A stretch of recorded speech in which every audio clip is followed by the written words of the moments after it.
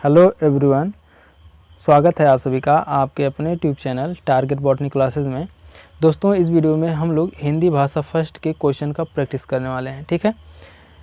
जो कि हिंदी भाषा फर्स्ट, ठीक है, हिंदी भाषा फर्स्ट के क्वेश्चन का प्रैक्टिस, और वो भी प्रैक्टिस सेट नंबर 12 है। इससे पहले हम लोग 11 प्रैक्टिस सेट सॉल्व कर चुके हैं, और जो लोग अभी पिछला प्रैक्टिस सेट सॉल्व नहीं किए वे लोग जा कर के पिछले भी प्रैक्टिस सेट को सॉल्व करें, क्योंकि सभी के सभी जितने भी प्रैक्टिस क्वेश्चन हैं सभी के सभी बहुत ही इंपॉर्टेंट हैं।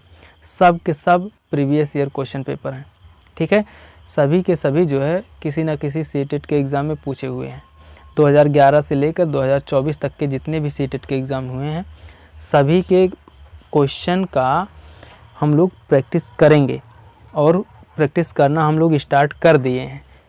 और उसमें भी देखिए 12 प्रैक्टिस सेट सॉल्व कर चुके हैं हम लोग, ओके। और आपको बता दें कि ये जो है हिंदी भाषा फर्स्ट का पेडागोजी है और फिर पैराग्राफ वाला सिस्टम है इसमें। तो ये जो है ना पेपर फर्स्ट और पेपर सेकंड दोनों लोगों के लिए भाई, क्योंकि पेपर फर्स्ट में भी पैराग्राफ से क्वेश्चन आते हैं, गद्यांश पद्यांश से क्वेश्चन आते हैं, तो दोनों के लिए लाभकारी है, ओके। कोई दिक्कत नहीं है, प्रैक्टिस करेंगे तो आपको गाली नहीं दिलाएगा, ज्ञान ही देगा और प्रैक्टिस का अनुभव देगा, और आपको एक्सपीरियंस होगा क्वेश्चन सॉल्व करने का, ओके। जितना आप प्रैक्टिस करेंगे उतना ही आपका नॉलेज बढ़ेगा, आपका एक्सपीरियंस बढ़ेगा, ओके। तो चलिए देर ना करते हुए वीडियो को स्टार्ट करते हैं। देखिए नीचे लिखा हुआ है ना PYQ प्लस फुल एक्सप्लेन, मतलब प्रीवियस ईयर क्वेश्चन पेपर का पूरा डिटेल के साथ जो है हम लोग क्वेश्चन का प्रैक्टिस करेंगे। चलिए देखते हैं। देखिए गद्यांश आ गया भाई। 22 दिसंबर 1939 को श्री धन सिंह नागरकोटी का घर रिसने लगा। मल्ली ताल में दाहिनी ओर बने कुछ घर भी रिसने लगे। जाड़ों के दिनों में रिसना कम ही होता था, पर अब की बार नहीं। क्यों? पहाड़ी पर बने घरों में भी इस रिसाव के कारण ठंड का प्रभाव कुछ ज़्यादा ही होने लगा। संतोष की बात थी कि शाम तक पानी का जोर हल्का पड़ने लगा, पर रात को जो बर्फ गिरनी शुरू हुई तो अगले 2 दिन तक थमने का नाम ही नहीं ले लिया। 24 दिसंबर की शाम तक आकाश खुल गया और लोग व्हाइट क्रिसमस या श्वेत बड़ा दिन मनाने की तैयारी में जुट गए। बड़ा दिन जब आया तो सूर्य देव के दर्शन हुए। छतों पर की बर्फ खिसक कर गिरकर घरों के सामने जमा हो गई थी। उसे हटाकर रास्ता साफ किया गया। पिघलती बर्फ के कारण हाड़ कँपाने वाली सर्दी में भी लोगों का उत्साह कम नहीं हुआ, और वे परस्पर क्रिसमस की शुभकामनाएं और डालियों का आदान प्रदान करने लगे। तापमान 0 से 3 डिग्री नीचे हो गया था। पानी की आपूर्ति नलों के भीतर पानी के जमने से उनके पाइप फट जाने से रुक गई थी, ठीक है। तो देखिए दोस्तों, हम तो आप लोगों से कहेंगे कि आप लोग पैराग्राफ को एक बार माइंड को कंसंट्रेट करके ध्यानपूर्वक पढ़ लीजिए, उसके बाद क्वेश्चन का आंसर देते हुए चलिए, ठीक है। तो चलिए देखते हैं, हम लोग क्वेश्चन का आंसर देते हैं। देखिए गद्यांश में क्रिसमस के लिए व्हाइट क्रिसमस शब्द इसलिए आया क्योंकि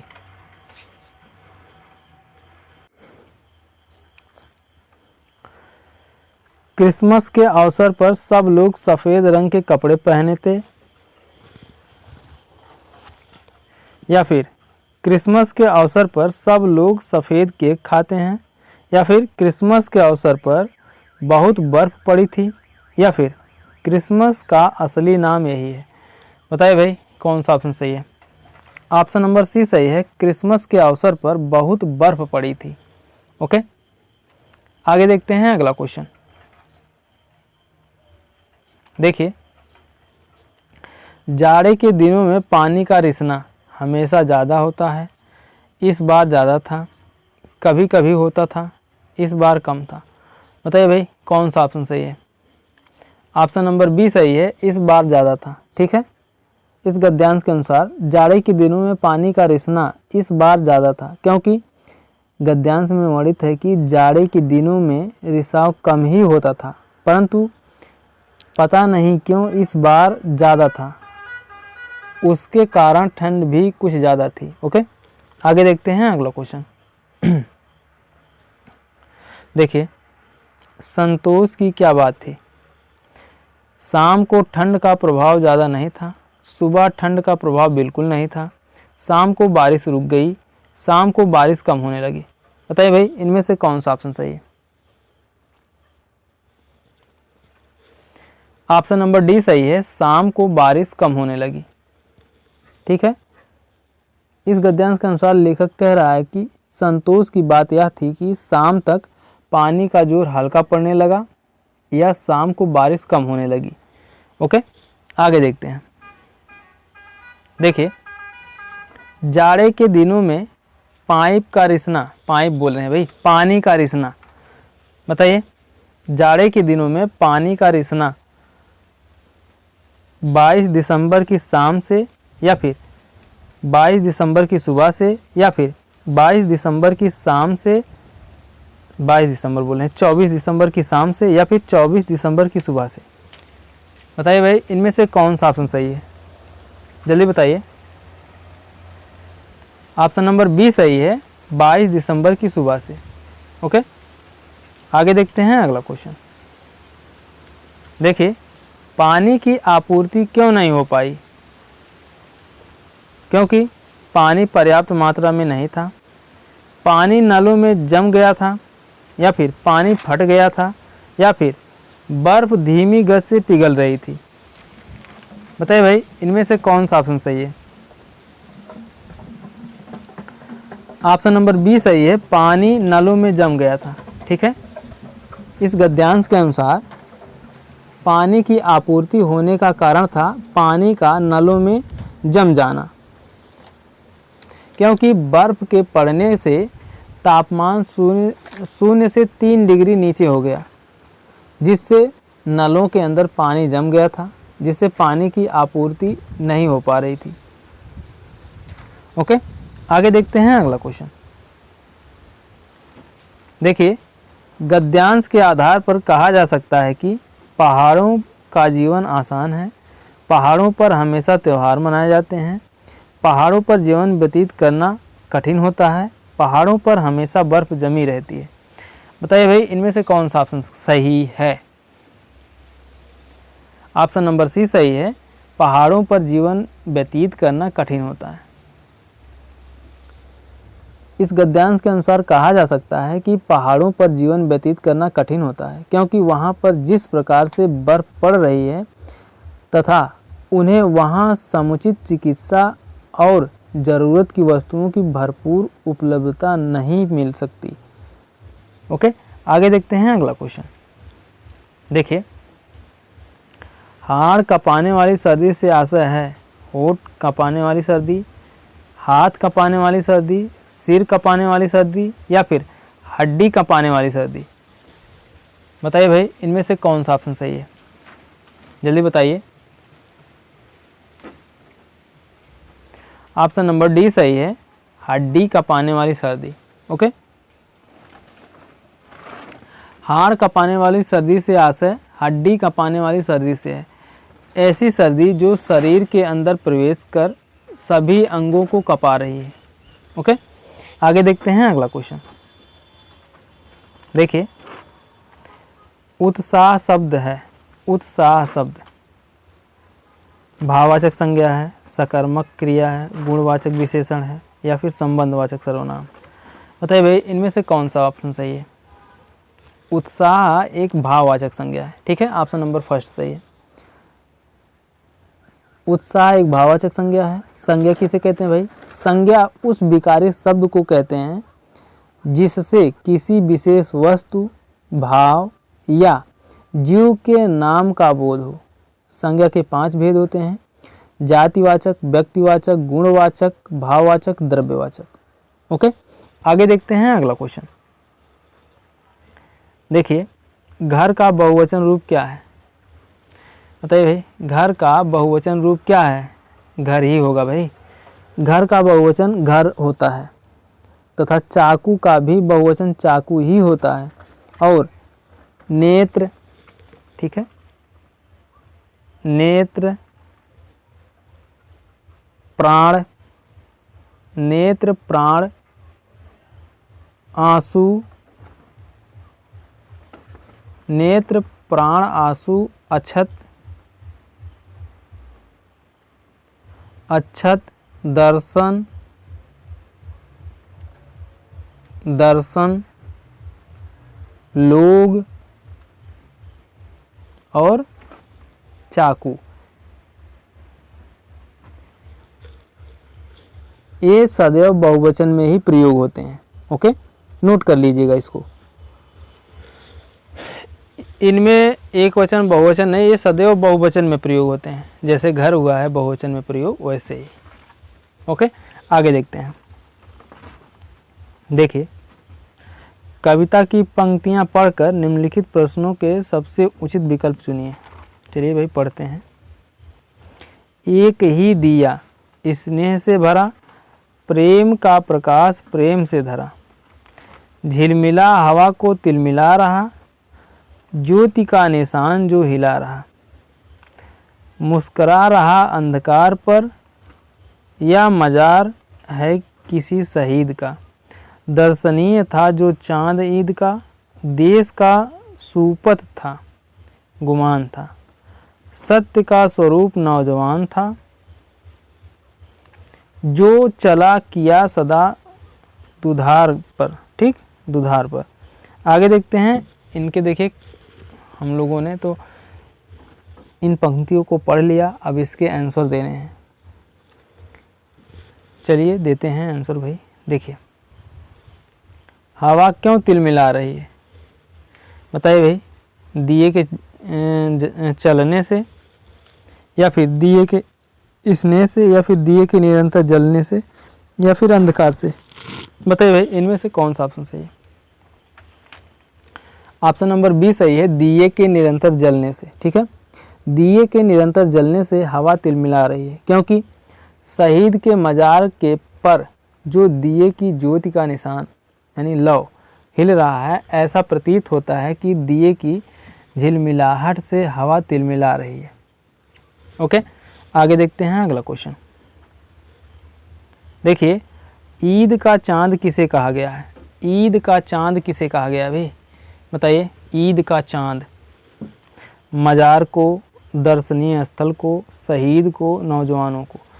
बताइए भाई, इनमें से कौन सा ऑप्शन सही है? Question number 41, option number C सही है, शहीदों को। ठीक, ईद का चांद शहीद को कहा गया है, जो कि कभी ईद के चांद की तरह दर्शनीय एवं देश का सपूत था तथा पूरे देश को उस नौजवान पर गर्व था।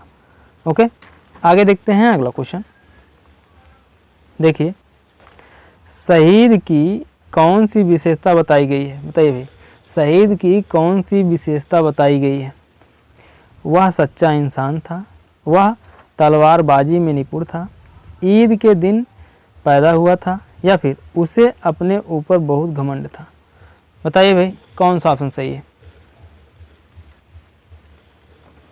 वह सच्चा इंसान था, ऑप्शन नंबर फर्स्ट सही है। ओके, उपयुक्त विकल्प में वह सच्चा इंसान था शहीद की विशेषता है, क्योंकि उपयुक्त पंक्ति में बताया गया है कि वह जो मजार है वह देश के सच्चे ईमानदार नौजवान की मजार है, जो सदा सत्य के मार्ग पर चलते हुए देश की रक्षा के लिए अपने प्राणों की आहुति दे देता है।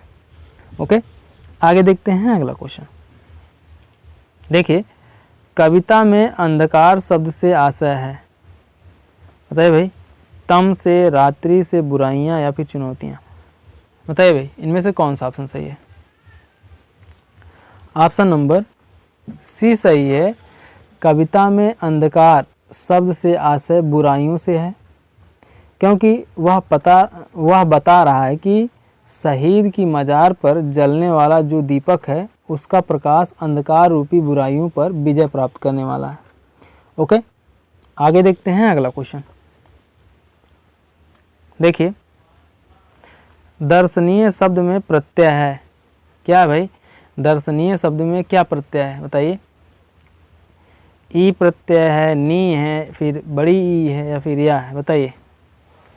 ऑप्शन नंबर फर्स्ट सही है, ई प्रत्यय। ठीक, दर्शनीय शब्द में ई प्रत्यय लगा है क्योंकि दर्शन मूल शब्द है, जैसे दर्शन प्लस ई दर्शनीय। ओके, देखिए, दर्शन प्लस ई बराबर दर्शनीय। ओके, प्रत्यय किसे कहते हैं? शब्दों के बाद जो अक्षर या अक्षर समूह लगाया जाता है उसे प्रत्यय कहते हैं। ठीक है, आगे देखते हैं अगला क्वेश्चन।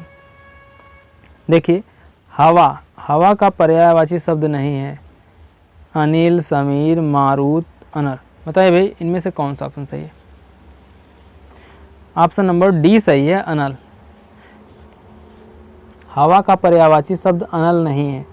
हवा का पर्यायवाची शब्द है अनिल, मारुत, पवन, समीर, वायु, बयार, प्रकंपन, जबकि अनल का पर्याय पावक, अग्नि, वायु सखा, दहन, कृषाणु आदि है। ओके, आगे देखते हैं अगला क्वेश्चन। पेडागॉजी आ गए भाई। भाषा के संबंध में कौन सा कथन सही नहीं है? कौन सा कथन सही नहीं है बताना है। भारत की भाषिक विविधता एक जटिल चुनौती है। बहुभाषिकता बच्चे की अस्मिता का निर्माण करती है। या फिर भाषाएं आपस में संपर्क संवाद करती हैं। या फिर भाषागत विविधता एक समस्या है। बताइए भाई, इनमें से कौन सा ऑप्शन सही है? जल्दी बताइए। ऑप्शन नंबर डी सही है, भाषागत विविधता एक समस्या है। इस क्वेश्चन के अकॉर्डिंग ऑप्शन नंबर डी सही है। भाषागत विविधता एक समस्या है, यह कथन भाषा के संबंध में सही नहीं है, जबकि भाषा की भाषिक विविधता एक जटिल चुनौती है। लेकिन बहुभाषिकता बच्चे की अस्मिता का निर्माण करती है तथा भाषाएं आपस में संपर्क संवाद करती हैं। ओके, आगे देखते हैं अगला क्वेश्चन। देखिए, नेहा अपनी बात कहते समय अपनी मातृभाषा के शब्दों का प्रयोग करती है। आप क्या करेंगे? बताइए भाई। लक्ष्य भाषा के शब्द का प्रयोग करते हुए सहजता से उसके वाक्य को दोहराएंगे या फिर उसे डांटेंगे कि वह अपनी भाषा के शब्दों का प्रयोग ना करे।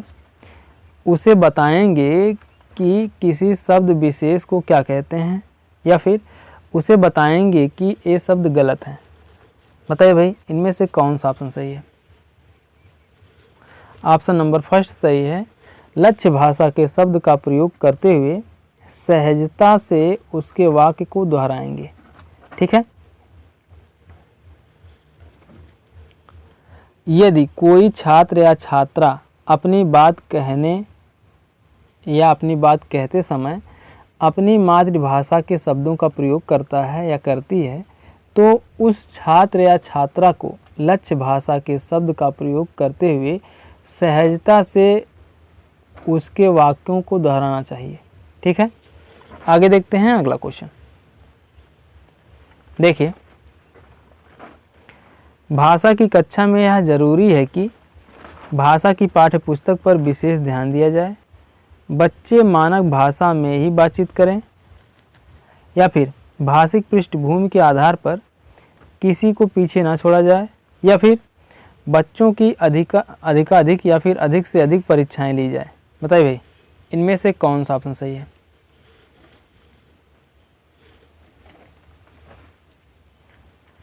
जल्दी बताइए। ऑप्शन नंबर सी सही है, भाषिक पृष्ठभूमि के आधार पर किसी को भी पीछे ना छोड़ा जाए। ओके। भाषा की कक्षा में यह ज़रूरी होता है कि भाषिक पृष्ठभूमि के आधार पर किसी को भी पीछे ना छोड़ा जाए, और यदि शिक्षक बच्चों को पीछे छोड़ देंगे तो वह अन्य बच्चों से बिछड़ जाएंगे तथा उनका भाषिक विकास पूर्ण रूप नहीं हो पाएगा। ठीक, उनका भाषिक विकास पूर्ण रूप से नहीं हो पाएगा भाई। आगे देखते हैं अगला क्वेश्चन। देखिए, उच्च प्राथमिक स्तर पर भाषा शिक्षण का उद्देश्य है। क्या भाई? उच्च प्राथमिक स्तर पर भाषा शिक्षण का क्या उद्देश्य है? व्याकरण के नियम को कंठस्थ कराना, भाषा के विभिन्न संरचनाओं को यांत्रिक अभ्यास कराना, या फिर सभी साहित्यिक विधाओं में लेखन की कुशलता विकसित करना, या फिर भाषा की बारीकी और सौंदर्य बोध को समझने की क्षमता का विकास करना। बताइए भाई, इनमें से कौन सा ऑप्शन सही है? ऑप्शन नंबर डी सही है।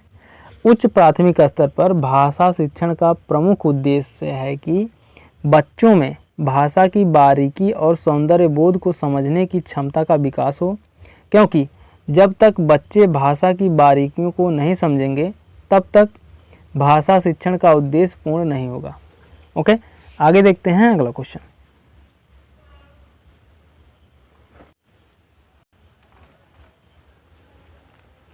भाषा शिक्षण में, ठीक है, भाषा शिक्षण में पाठ्य पुस्तक के अतिरिक्त कौन सा सबसे कम प्रभावशाली है? बताइए भाई, भाषा शिक्षण में पाठ्य पुस्तकों के अतिरिक्त कौन सा सबसे कम प्रभावशाली है? प्रश्नों के उत्तर लिखना, संवाद अदायगी, या फिर परिचर्चा करना, या फिर घटना वर्णन करना। बताइए भाई, इनमें से कौन सा ऑप्शन सही है? प्रश्नों के उत्तर लिखना, ऑप्शन नंबर फर्स्ट सही है। ओके, इस क्वेश्चन के अकॉर्डिंग भाषा शिक्षण में पाठ्य पुस्तकों के अतिरिक्त प्रश्नों के उत्तर लिखना सबसे कम प्रभावशाली है। अपेक्षाकृत संवाद अदायगी, परिचर्चा करना एवं घटना का वर्णन करना। ठीक है, उसके आगे देखते हैं अगला क्वेश्चन। हर व्यक्ति को मैंने ही सच्चाई दिखाई। हर व्यक्ति को मैंने ही सच्चाई दिखाई वाक्य पर चर्चा करने का उद्देश्य है। क्या भाई? बच्चों को संज्ञा के प्रयोग का ज्ञान कराना, बच्चों को सर्वनाम के प्रयोग का ज्ञान कराना, बच्चों को क्रिया के प्रयोग का ज्ञान कराना, या फिर बच्चों को भाषा की नियमबद्ध प्रकृति की पहचान और उसका विश्लेषण करना सिखाना। बताइए भाई, इनमें से कौन सा ऑप्शन सही है? जल्दी बताइए। ऑप्शन नंबर डी सही है। ओके, हर व्यक्ति को मैंने ही सच्चाई दिखाई वाक्य पर चर्चा करने का उद्देश्य बच्चों को भाषा की नियमबद्ध प्रकृति की पहचान और उसका विश्लेषण करना सिखाना। ओके, आगे देखते हैं अगला क्वेश्चन। देखिए, लेखन क्षमता का विकास करने के संदर्भ में आपके लिए सबसे अधिक महत्वपूर्ण है। क्या भाई? सुंदर लेखन अभ्यास, मानक वर्तनी का प्रयोग, सुनी पढ़ी और समझी हुई बातों की स्वाभाविक लिखित अभिव्यक्ति, या फिर दिए गए बिंदुओं और निर्देशों के आधार पर निबंध लिखना। बताइए भाई, इनमें से कौन सा ऑप्शन सही है? ऑप्शन नंबर सी सही है। सुनी पढ़ी और समझी हुई बातों की स्वाभाविक लिखित अभिव्यक्ति। ओके, लेखन क्षमता का विकास करने के संदर्भ में सबसे अधिक महत्वपूर्ण है सुनी पढ़ी और समझी हुई बातों की स्वाभाविक लिखित अभिव्यक्ति का अभ्यास करना। ओके, आगे देखते हैं अगला क्वेश्चन। देखिए, भाषा की पाठ्य पुस्तकों में हिंदीतर भाषाओं को भी जगह मिलनी चाहिए। इस कथन के समर्थन में कौन सा तर्क काम करेगा? बताइए भाई, कौन सा तर्क काम करेगा? इससे भाषा के बीच द्वंद्व नहीं होगा, इससे भाषागत विविधता को सही रूप में संबोधित किया जा सकता है, या फिर इससे भारत की सभी भाषाओं को स्थान दिया जा सकेगा, या फिर इससे त्रिभाषा सूत्र का पालन किया जा सकता है। बताइए भाई, इनमें से कौन सा ऑप्शन सही है? जल्दी बताइए। ऑप्शन नंबर बी सही है। इससे भाषागत विविधता को सही रूप में संबोधित किया जा सकता है।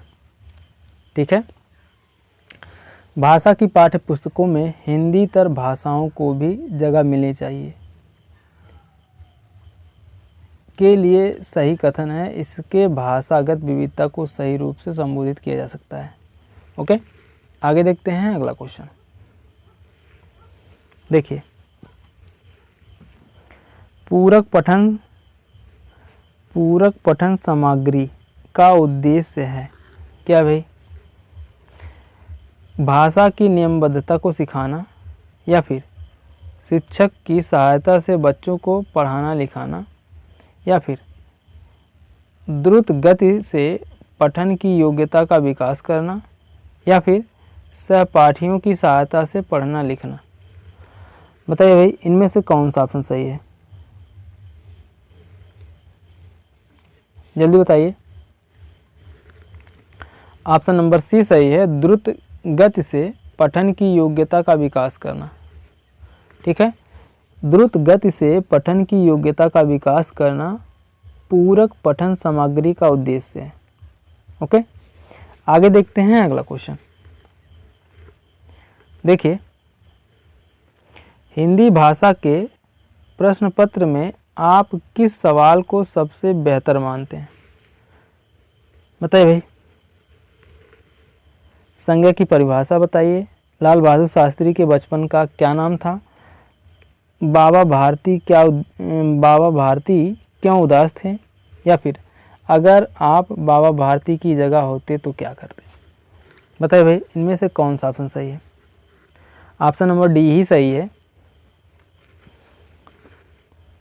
हिंदी भाषा के प्रश्न पत्र में सबसे बेहतर सवाल होगा कि अगर आप बाबा भारती की जगह होते तो क्या करते, क्योंकि इससे विद्यार्थियों को अभिव्यक्ति का मौका मिलेगा, जो कि भाषाई कौशल के विकास के लिए सबसे महत्वपूर्ण होता है। ओके, कुत्ते बोल रहे हैं भाई, क्या ही बताएं, न दिन में चैन न रात में चैन, सब डिस्टर्ब करके रखते हैं। देखिए, आगे देखते हैं अगला क्वेश्चन। देखिए,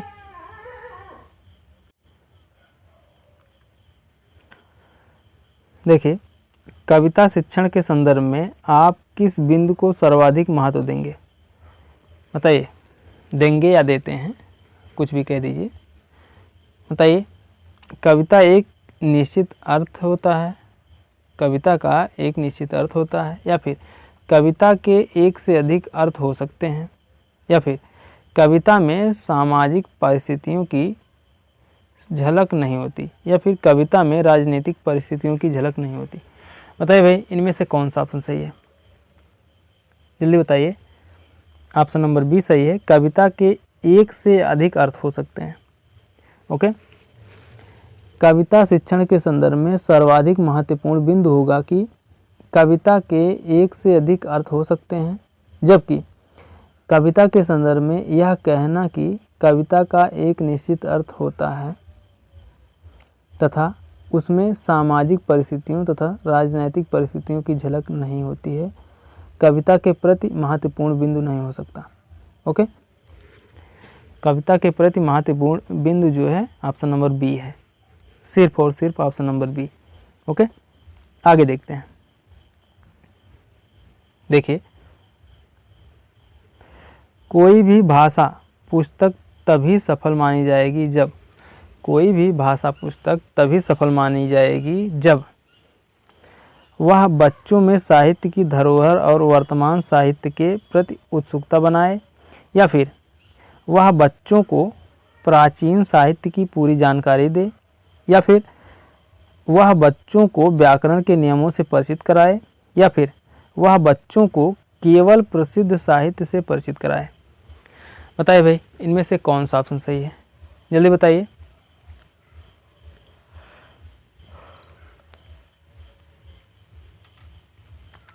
ऑप्शन नंबर फर्स्ट सही है।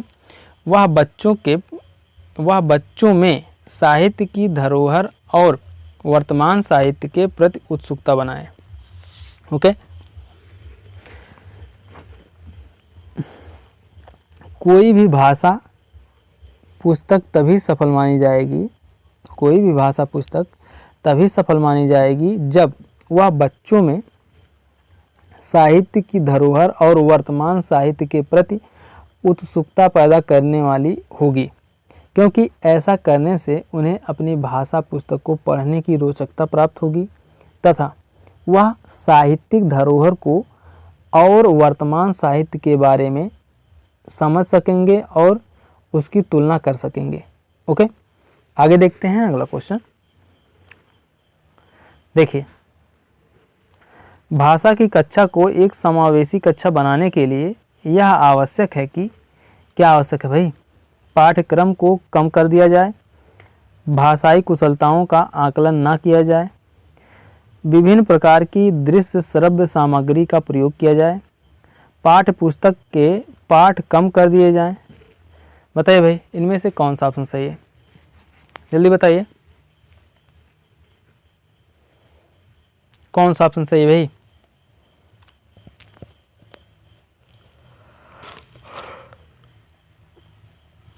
ऑप्शन नंबर सी सही है। विभिन्न प्रकार की दृश्य श्रव्य सामग्री का उपयोग किया जाए। ओके,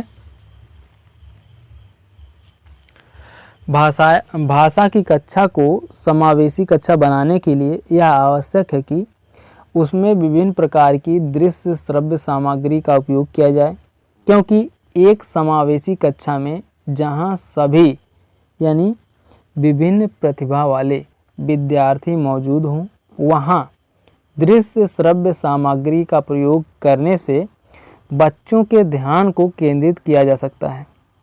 इसके द्वारा मिला ज्ञान बच्चों में लंबे समय तक विद्यमान रहता है। ओके, आगे देखते हैं अगला क्वेश्चन। देखिए, अंतःवाक की संकल्पना किससे संबंधित है भाई? बताइए, अंतःवाक की संकल्पना किससे संबंधित है? नॉम चॉम्स्की से, वाइगोत्स्की से, पावलोव से या फिर स्किनर से? बताइए। ऑप्शन नंबर बी सही है, वाइगोत्स्की से। ठीक है, अंतःवाक की संकल्पना का संबंध वाइगोत्स्की से। आगे देखते हैं अगला क्वेश्चन। देखिए, भाषा और चिंतन में संबंध होता है, यह कथन पूर्णतः सत्य है, पूर्णतः गलत है, आंशिक रूप से सही है, व्यर्थ का है? बताइए भाई, इनमें से कौन सा ऑप्शन सही है? ऑप्शन नंबर फर्स्ट सही है, पूर्णतः सही है। ठीक है, भाषा और चिंतन में संबंध होता है, यह कथन पूर्ण रूप से सत्य है, क्योंकि भाषा चिंतन करने की वस्तु है। भाषा चिंतन करने की वस्तु है। भाषा को हम जितना अधिक प्रयोग करेंगे उतनी ही उसकी वस्तुनिष्ठता प्रामाणिक होगी और यह चिंतन के द्वारा ही संभव है। अतः यह कहना कि भाषा और चिंतन में संबंध होता है पूर्णतः सही है। ओके, तो दोस्तों ये तो थे हिंदी भाषा के 30 महत्वपूर्ण प्रैक्टिस क्वेश्चन। कमेंट करके आप लोग बताइए कि आप लोगों का कितना क्वेश्चन सही हुआ 30 में से। और वीडियो कैसी लगी कमेंट करके ज़रूर बताइएगा। मिलते हैं नेक्स्ट वीडियो में, तब तक के लिए जय हिंद, जय भारत, वंदे मातरम।